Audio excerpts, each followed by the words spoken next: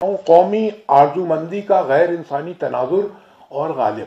देखिए, जब गालिब ने ये रिसाला लिखा उससे पहले उर्दू में पहले सर सैयद थे जिन्होंने 1857 पर 4 टेक्स्ट लिखे। किसी इंडिया में किसी ज़बान में 1857 पर 4 टेक्स्ट नहीं लिखे गए। एक टेक्स्ट वो था जिसका हम लोग सब वाकिफ़ हैं, वो है रिसाला असबाब बगावत हिंद। अब देखिए, उसका मामला ये है कि वो जब पहली बार ये रिसाला छपा तो उसका नाम था सरकशी हिंद का जवाब मजमून। हाल ही ने जब अपनी किताब 1901 में जब शाये की हयात जावेद, तो उन्होंने बतौर ज़मीमे के इस किताब को शामिल किया। 1858 में इसकी एक ही इशात हुई थी, उसका नाम था सरकशी हिंद का जवाब मजमून। तो गालिब उसको, इस पूरे वाक़े को, गालिब भी समझते थे और सर सैयद भी इस पूरे वाक़े को एक तरह का इंसर्जेंसी समझते थे। और पीपल्स, जब आप बगावत कहते हैं, बगावत का मतलब होता है पीपल्स पार्टिसिपेशन। जो आपको लगता है कि बंगाल में क्या हुआ था और इधर इसके आगे साउथ में क्या हुआ था, ज़ाहिर बगावत की सूरत नज़र नहीं आती। तो इस रिसाले को उन्होंने जो शाये किया उसका नाम रखा रिसाला असबाब बगावत हिंद, जो सर सैयद का नाम नहीं था। और सर सैयद का अगर आप ओरिजिनल देखेंगे तो यही नाम है, बतौर ज़मीमे के शामिल किया। तो एक तो ये टेक्स्ट था और दूसरा टेक्स्ट था उनका सरकशी हिंद का जवाब मजमून। सरकशी हिंद का जवाब का मजमून ये पहला था, और दूसरा तारीख़ सरकशी बिजनौर दूसरा टेक्स्ट है। और तीसरा टेक्स्ट वो है जो उन्होंने रिसाला एक एडिट किया था, उसके 3 शुमारे शाये हुए थे। कुछ लोग उसको किताब भी कहते हैं, लेकिन 6 महीने के वक्फे से रिसाला शाये हुआ था। उसका नाम था रिसाला खैर ख्वाहाना ने मुसलमान हिंद। वो है loyal Mohammad of India, multilingual 2 ज़बानों में छपा था, बाईलिंगुअल ज़्यादा था। और एक उन्होंने उस ज़माने के इंडियन अफेयर्स के सेक्रेटरी थे लॉर्ड के, उनको एक 6 सफ़े का ख़त लिखा था अंग्रेज़ी में, ज़ाहिर अंग्रेज़ी उनको नहीं आती थी, तर्जुमा करके। तो उन्होंने ये 4 खतूत लिखे थे। तो ये 4 टेक्स्ट सर सैयद ने शामिल किए थे और 4 टेक्स्ट उन्होंने बनाए थे, मत उन्होंने प्रोड्यूस किए थे। और गालिब ने ये दस्तंबो जब लिखा, तो अगर आप आज के दौर में पढ़ेंगे तो आपको लगेगा कि जो हमारी पहली नेशनल स्ट्रगल थी, ये कौमी आरजूमंदी का, जिसको मैंने लिखा गैर इंसानी तनाजुर। तो देखिए, जब गालिब ने लिखना शुरू, गालिब के ज़माने में 1857 के बाद ही ज़ाहिर किताब छपी थी।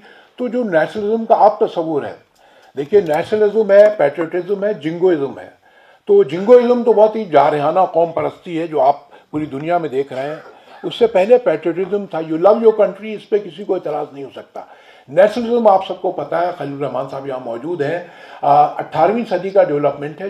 जब चर्च की से अलग हुई और यूरोप में छोटी छोटी स्टेट्स बनी, तब इसकी बुनियाद ज़ाहिर है एक तरह की नफरत पर है। यानी वो जो मुल्क आपसे अलग ज़बान बोल रहा है या आपसे अलग उसका इलाका है, अलग खित्ता है, वो आप काबिल नफरी हैं। गालिब ने, जब गालिब के पेश नज़र ये तफरीक नहीं थी।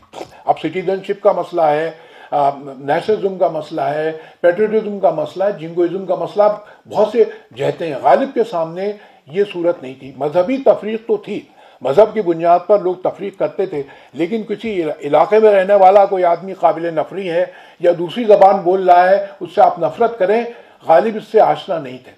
तो उन्होंने जब ये 1857 पे जो अपना ये 40-45 सफ़े का रिसाला है, ये रोज़नामचा है, ये जब लिखा तो उनके पेश नज़र एक वसी तर इंसानी तनाजुर था।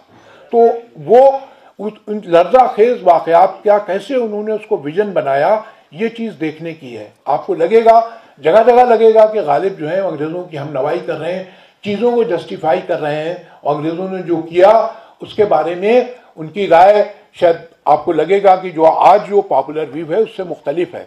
लेकिन आपको वो भी देखना पड़ेगा वो सारी सूरत हाल कि गालिब जो बड़ा शायर होता है या बड़ा फनकार होता है, वो इस तरह की तफरीक के कोई माने नहीं होते। उसका ह्यूमैनिटी जो है, ह्यूमन कंसर्न्स हैं, वो बयान करता है। गालिब ने ये भी लिखा कि साहब, मैं जो ये वाक़या लिख रहा हूँ, इसका जो इस पर जो लिख रहा हूँ, गालिब का मैं इक़्तिबास पढ़ता हूँ जो उन्होंने लिखा है किताब के बारे में। क्या वो कहते हैं। गालिब ने इब्तिदा में ये वाज़े कर दिया था कि उनकी वाबस्तगी अंग्रेज़ों के साथ बहुत पुरानी है, लिहाजा कारी जब उनकी तहरीरों का मुताला करे तो मुगालते में न रहे कि गालिब का बयान मारूजी है या ऑब्जेक्टिवली चीज़ों को देख रहे हैं। गालिब का कोट है, किताब का नाज़िर जान ले कि कलम की जुम्बिश से कागज़ पर अल्फाज के मोती बिखेरता हूँ। बचपन से अंग्रेजी हुकूमत का नमकखार हूँ। गोया जब से मेरे मुंह में दांत आए हैं, मैंने इन फातहीन आलम के ख्वान से रोटी पाई है। गालिब के नज़दीक आज़ादी की तमन्ना और जज्बे हुर्रियत तो ठीक है, मगर इसके हुसूल के लिए बगैर किसी सबब के आमादे पैकार और तशद्दुद हो जाना किसी तरह मुनासिब नहीं है, बल्कि ये गैर इंसानी रवैया है। इंतकामी कार्रवाई के लिए कोई फौरी प्रोवोकेशन होना ज़रूरी है। अब वो समझते थे कि लेजिटिमेट हुकूमत थी हिंदुस्तान में अंग्रेज़ों की, और उसमें जब बगावत हुई तो उसका कोई इस तरह का प्रोवोकेशन तो जाहिर है जो कारतूस का जिक्र किया जाता उसमें, लेकिन उनको लगता कारतूस में जो चर्बी मिलाई गई थी गाय की और सुअर की, इसकी वजह से हुआ, ट्रिगर किया। लेकिन आपको पता है ये बगावत बंगाल की जो वो थी 74 आर्मी इन्फेंट्री थी और 2 उसमें घुड़सवारों की फौज थी। एक बॉम्बे आर्मी की 2 यूनिट थी और मद्रास यूनिट के कोई लोग शामिल नहीं थे। तो एक महदूद पैमाने पे बगावत थी। पहले ज़ाहिर सिपाहियों की बगावत थी जिसने ज़ाहिर ज़्यादा बड़ी शक्ल इख्तियार की। गालिब ने इसके बारे में लिखा है कि ये बगावत क्यों शुरू हुई। इसके बारे में गालिब लिखते हैं, खुदारा ए अदल इंसाफ को सराहने और जोर और जुल्म को बुरा कहने वालों, खुदा परस्तों, अगर तुम इंसाफ से काम लो और तुम्हारी ज़बान और तुम्हारा दिल एक है तो हिंदुस्तानियों का किरदार याद करो जिन्होंने पहले से दुश्मनी की किसी बुनियाद और अदावत के सबब बगैर बावजूद इसके कि हर शख्स जानता है कि इंसान को मारना गुनाह है, अपने हुक्मरानों पर तलवार उठाई और लाचार औरतों और उनके बच्चों को जो भी गहवारों में पलने के काबिल थे खाक खून में सुला दिया। ये एक गालिब का इक़्तिबास है जिससे उनको ये लगता है कि गालिब ने फिर उसका बयान दिया, 3-4 इक़्तिबासात हैं। तो मुझे बहुत से उन्होंने इसके हवाले दिए हैं कि किस तरह से जुल्म हमने रवा रखा। तो ये एक गालिब की तहरीर का एक पहलू ये है, जहाँ जहाँ उन्हें जुल्म दिखा, फिर जो हिंदुस्तानी फौजी थे वो किस तरह से दिल्ली में दाखिल हुए, उन्होंने किस तरह की कत्ल गारत गरी की, उसका भी उन्होंने जिक्र किया है। लेकिन इसका भी बहुत से इक़्तिबासात हैं, ज़ाहिर ज़्यादा वक्त नहीं है, मैं किताब पर्चा आपके यहाँ जो किताब में शाये होगा तो उसमें है। मैंने बहुत से वो इक़्तिबास लिखे हैं जो गालिब ने, जहाँ उन्होंने इंसानी अक़दार की पामाली देखी, उनका जो एक तसव्वुर था इंसानी अक़दार का कि इंसान जो है वो हर किस्म की तफरीक़ से, चाहे वो मजहबी तफरीक़ हो चाहे रीजन की तफरीक़ हो, ज़ाहिर हर कोई मजहब ये नहीं सिखाता कि आप बच्चों का, औरतों का कत्ल करें, लोगों को लूट लें। जिस तरह से ताराजी दिल्ली की हुई उसका उन्होंने जिक्र किया है। और गालिब ने अपनी जो ये किताब है इसके इब्तिदा में लिखा, मैं खुदा की पनाह मांगता हूँ और सच्चाई में निजात का ख्वाह हूँ। आंखें बेकार हो गई हैं, दिल इब्तिला में है, लब खामोश है और कानों में दूसरों की ज़बान की दी हुई मालूमात की भीख है। देखिए ये गालिब ने चीज़ें देखी नहीं थी, वो सुनी हुई बातें कह रहे हैं, तो सुनी हुई बातों का ज़ाहिर वो जिम्मेदारी नहीं ले रहे हैं, ऑब्जर्वेशन उनका नहीं है, बल्कि जो लोग उनको बता रहे थे। देखिए तारीख का भी तस्वुर है कि एक तारीख वो है जो जिसकी दस्तावेजी सबूत मौजूद है। एक तारीख वो है जो पीपल्स हिस्ट्री है, जिसको हम कहते हैं हिस्ट्री फ्रॉम द बिलो, या आप कह सकते हैं नमोनिक हिस्ट्री की जो आवाम के हाफजे में जिंदा है। तो उन्होंने, गालिब ने लोगों की सुनी सुनाई बातों का जिक्र किया और ये लिखा मालूमात की भीख है, कैसी बुरी है ये गदाई, और फिर इस बेसरोपाई के साथ, और ये जो बादशाह और बादशाहजादों का अंजाम जिसे फतेह शहर की दास्तान का दीबाचा बनने चाहिए, मैंने पहले नहीं लिखा। उसकी वजह भी यही है कि इस तहरीर में मेरा सरमाया बयान शुनीदा बातें हैं और नाशुनीदा बातें बहुत बाकी हैं। अलबत्ता मैं जुस्तजू में हूँ, जब इस तंग जगह से बाहर निकलूँ तो नाशुनीदा राज हर तरफ से जमा करके महरमाना अंदाज में कलम बंद करूँ। उम्मीद है नाज़रीन किताब वाक़यात की तक़दीम ताख़ीर की बिना पर अज़्र इंसाफ मुझ पर नुक्ताचीनी न करेंगे। तो ये जो गालिब ने ये 50 सफ़े 55 सफ़े का ये दस्तंबो है जो फ़ारसी में शामिल हुआ था, ये हिंदुस्तान का एक पहला नैरेटिव है। इससे पहले मैंने बहुत सी किताबों का इसमें हवाला दिया है, मैं 2-3 किताबों का आपका हवाला देता हूँ।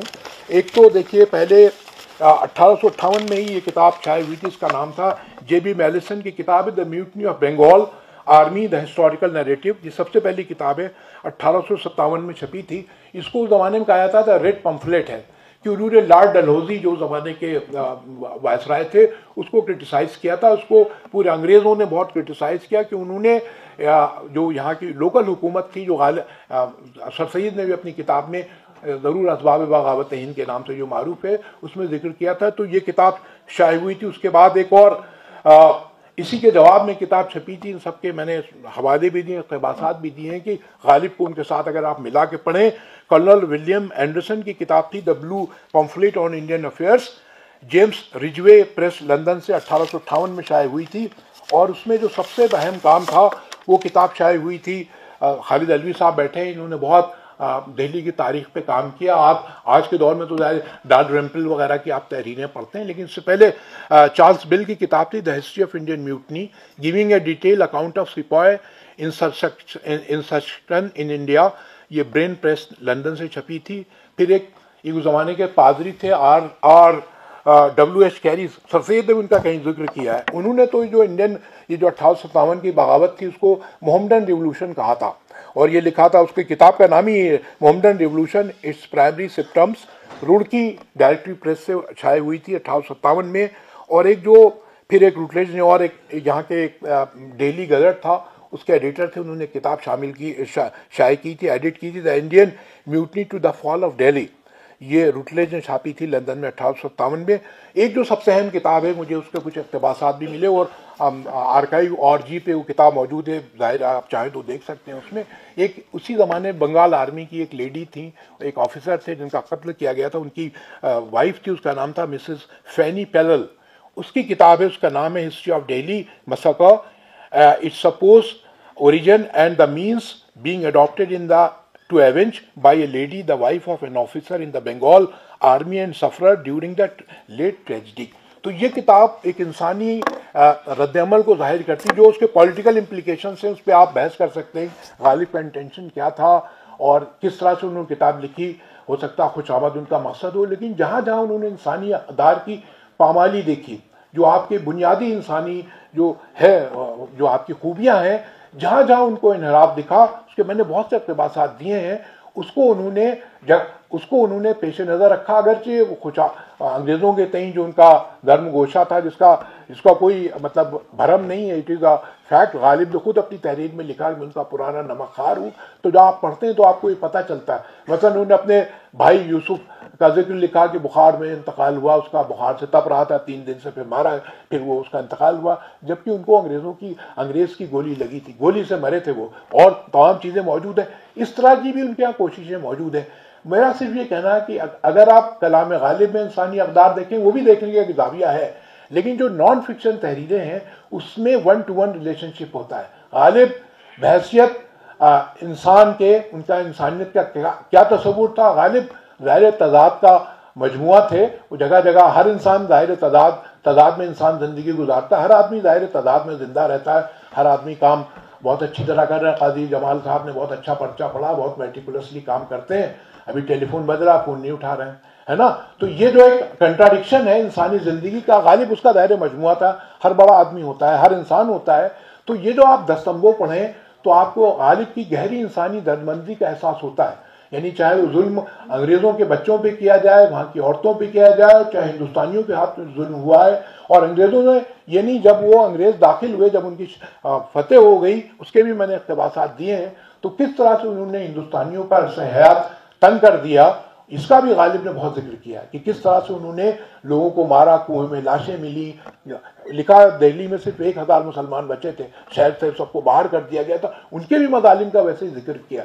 तो गालिब का जो इंसानी पस मंज़र है वो ये जो दस्तंबो है, जिसका जिक्र कम होता है, ऐसा मैं नहीं कह रहा हूँ कि नहीं होता है, लोगों ने कम पढ़ी किताब, कलाम गालिब का बहुत जिक्र होता है, लेकिन इनका जो नस्ल का ये बुनियादी टेक्स्ट है, यानी सर सैयद के बाद एक क्रिएटिव, अगर मुझे नहीं लगता किसी क्रिएटिव आदमी ने 1857 का एक बहुत बड़ा हमारा तजुर्बा था, उस पर ना कोई बहुत बड़ा नावल लिखा गया, ना कोई बहुत बड़ी तहरीर किसी ज़बान में, हिंदी में, अंग्रेज़ी में। 1857 एक बहुत बड़ा तजुर्बा था जो हमने ज़ाया कर दिया। हमारे तख्लीकी फनकारों ने उस पर कोई बहुत बड़ा न नावल लिखा गया, ना गालिब का एक, आपको लगता है जो 100 सफ़े का, एक 100 सफ़े तो नहीं है, 50-60 सफ़े का है, उसका उर्दू तर्जुमा मकबूल सईदी साहब ने किया, वो मेरे पेश नज़र था। तो मुझे लगता है कि गालिब इंसान दूसरों को दूसरों की तकलीफ देख के बहुत मुतासिर होता है। गालिब की तहरीर आपको पढ़ें तो लगता है ये दस्तंबो जहाँ इन्होंने इस तरह की ह्यूमन नेचर में सफाकी है, विकेटनेस है, वो दोनों तरफ है, चाहे वो अंग्रेज हो चाहे वो हिंदुस्तानी हो। इंसान के अंदर जो विकेटनेस है अपने मकसद के लिए हर तरह के जुल्म सितम को रवा रखता है, उसका इजहार करता है। तो गालिब की अगर आप तहरीर पढ़ें, बहुत ही एक इवोकेटिव प्रोज है, बहुत ही आप कह सकते हैं जज्बा अंगेज नस्र है। उसको पढ़ें तो आपको ऐसा लगेगा कि ये जो आंसू जो बह रहे हैं, दुनिया में बहने वाले तमाम आंसू खुद आपकी अपनी आँख हैं। बहुत बहुत शुक्रिया।